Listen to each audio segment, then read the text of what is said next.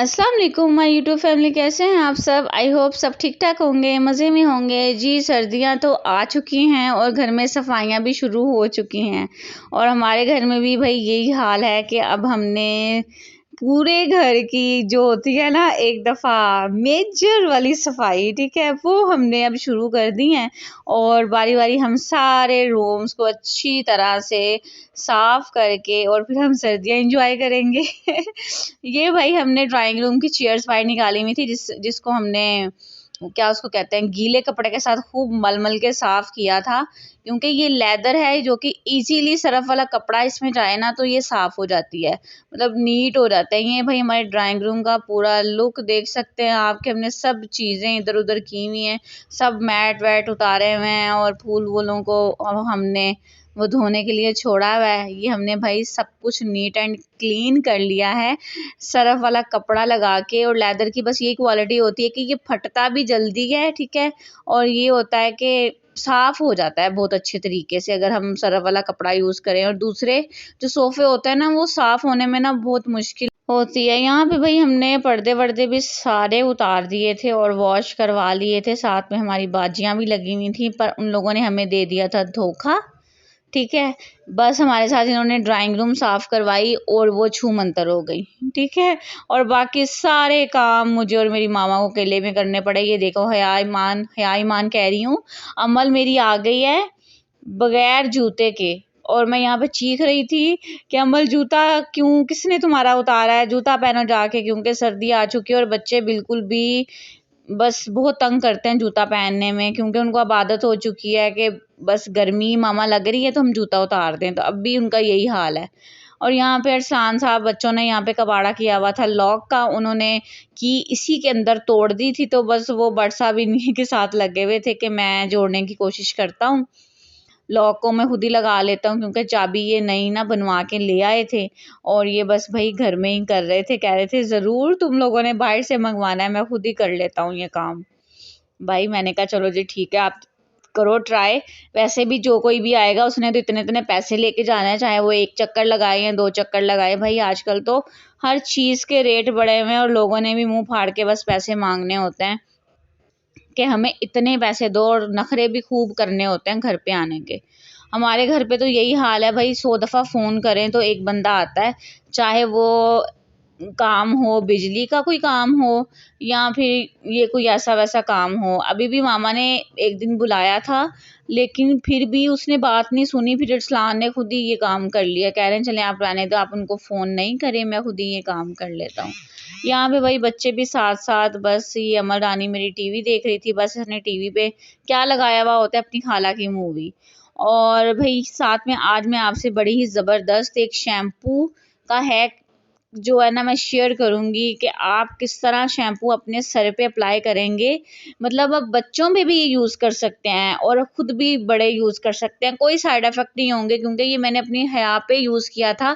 क्योंकि आप देख सकते होंगे कि मेरी हया के बाल ना बहुत ज़्यादा कर्ली हैं, बहुत ज़्यादा कर्ली हैं, और जब मैंने इसको ये हैक, इसका मतलब जो शैम्पू का हैक था, ये मैंने यूज़ किया ना उसके सर पे, तो उसके बाल पहले से मतलब बहुत ज़्यादा फ़र्क पड़ा था। ये नहीं थे बिल्कुल स्ट्रेट हो गए थे एक ही बार में, ये सीन नहीं हुआ था, पर बहुत ज़्यादा उसकी जो कर्लिंग थी ना बालों की वो बहुत ज़्यादा कम हो गई थी और बाल बहुत ज़्यादा सॉफ्ट हो गए थे। जब इसको आप अपने सर पे अप्लाई करेंगे ना इस शैम्पू हैक को, तो आपको खुद पता चलेगा कि आपके बाल वैसे ही जैसे आप अप्लाई करते जाएंगे ना तो बाल आपके सीधे होते जाएंगे।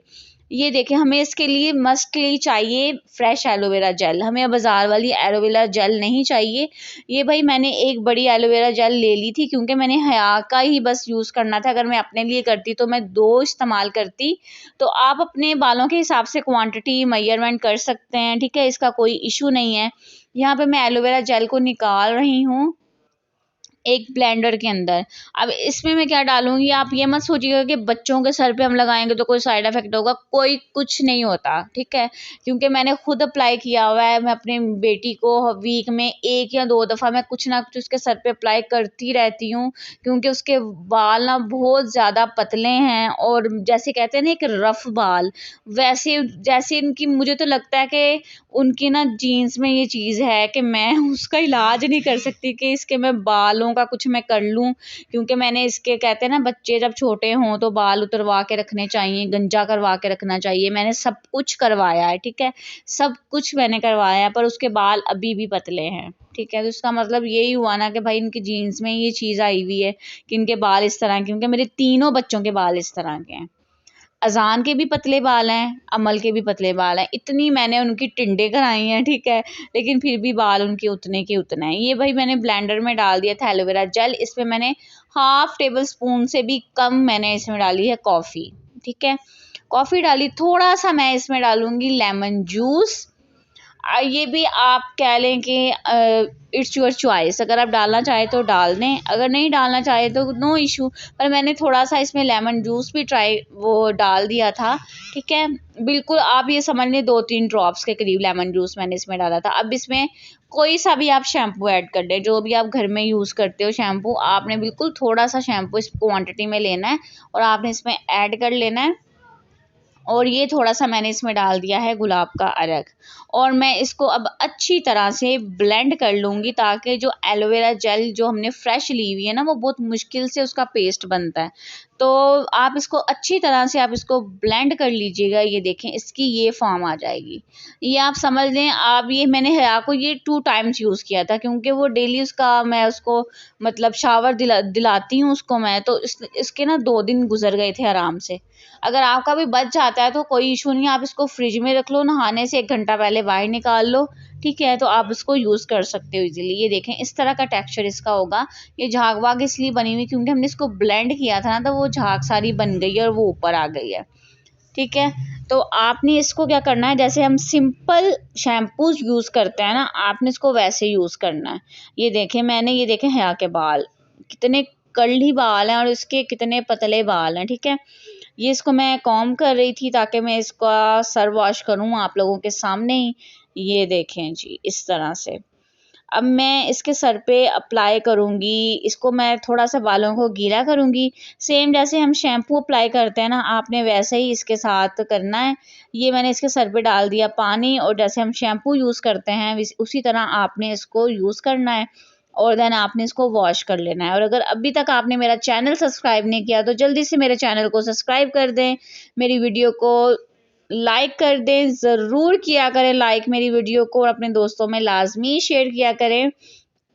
ये भाई मैं अच्छी तरह से हया के बालों में शैम्पू लगाऊंगी।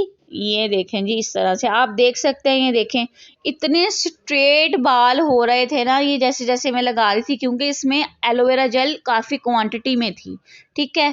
और एलोवेरा जेल लगाने के बाद अगर आप अपने बालों में ये अप्लाई करती हैं ना, तो आप ये सोचें कि आपको कंडीशनर लगाने की ज़रूरत नहीं पड़ेगी, क्योंकि एलोवेरा जेल में ही एक कंडीशनर होता है, ठीक है। वो खुद ही मतलब इतना वो बालों को सॉफ्ट और शाइनी कर देता है कि हमें कंडीशनर लगाने की ज़रूरत ही नहीं पड़ती, ख़ास तौर पे जो फ्रेश एलोवेरा जेल होती है, ठीक है, क्योंकि उसमें कोई केमिकल्स नहीं होते। वो जो हम बाज़ार वाले यूज़ करते हैं, चले वो भी हम यूज़ करते रहते हैं, क्योंकि कई दफ़ा नहीं भी होता कि हमें फ्रेश एलोवेरा जेल मिले, और कई चीज़ें ऐसी होती हैं कि जिनमें हम वो यूज़ नहीं कर सकते फ्रेश एलोवेरा जेल, तो हमें वो बाज़ार वाली लेनी पड़ती है।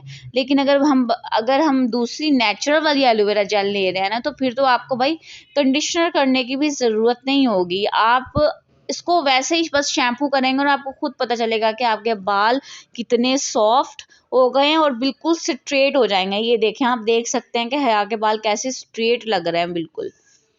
अब मैं आपको जब इसके बाल थोड़े से ड्राई हो जाएंगे ना, मैं फिर भी आपको दिखाऊंगी कि इसके बालों की कैसी आई थी लुक। ये देखें ज़रा, ये मेरे हया को मैंने कॉम्ब किया, अभी तो ये गीले बाल हैं। ये देखें बिल्कुल इसके सीधे बाल हो गए थे। और ये नहीं मैं कहूँगी अब मैं कुछ स्ट्रेटनर वगैरह विडनर करके आ गई बच्ची की बालों में, नो, मैंने कुछ भी नहीं किया।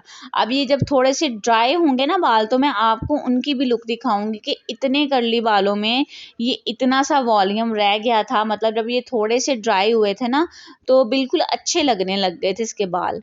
और ये भाई हया ईमान साथ में कहती मामा आप क्यों मेरी वीडियो बना रही हैं आज। फिर मैंने कहा भाई बताना है कि भाई आप जैसे बेबीज को भी लोग घर में ये बना के ट्राई कर सकते हो, कोई इशू नहीं है, क्योंकि कई बच्चों के बाल बहुत ज़्यादा कर्ली होते हैं, मेरी हया ईमान से भी ज़्यादा। मैंने बहुत से बच्चों के बाल देखे जैसे नूडल्स होते हैं ना वैसे बाल होते हैं, लेकिन कोई बात नहीं भाई, कोई टेंशन की बात नहीं, आप घर में ये चीज़ें अप्लाई करो, क्योंकि अभी बच्चे छोटे हैं। अब हम उन्हें पार्लर्स में तो लेके जाने से रहे कि हम उन पे इतना पैसा लगाएं, जब बड़े होंगे अपनी मर्जी होगी भाई करते रहें जो करना है, पर जो हमारे हाथ में है हम वो तो कर सकते हैं ना। तो भाई यहाँ पे देखें हया के बाल माशाल्लाह माशाल्लाह, ये देख सकते हैं आप, अब ये बिल्कुल ड्राई इसके बाल हैं, और आप देख लें कि कितने इसके कर्ली बाल थे और कितने ये मतलब सीधे हो गए पहले से ज़्यादा। तो ये था भाई आज का मेरा छोटा सा व्लॉग, और मैंने आपके साथ ये एक रेमेडी शेयर की। अगर पसंद आई हो तो जल्दी से मेरे चैनल को सब्सक्राइब कर दें। दुआओं में याद रखिएगा, अपना बहुत सा ख्याल रखिएगा। खुदा हाफिज़।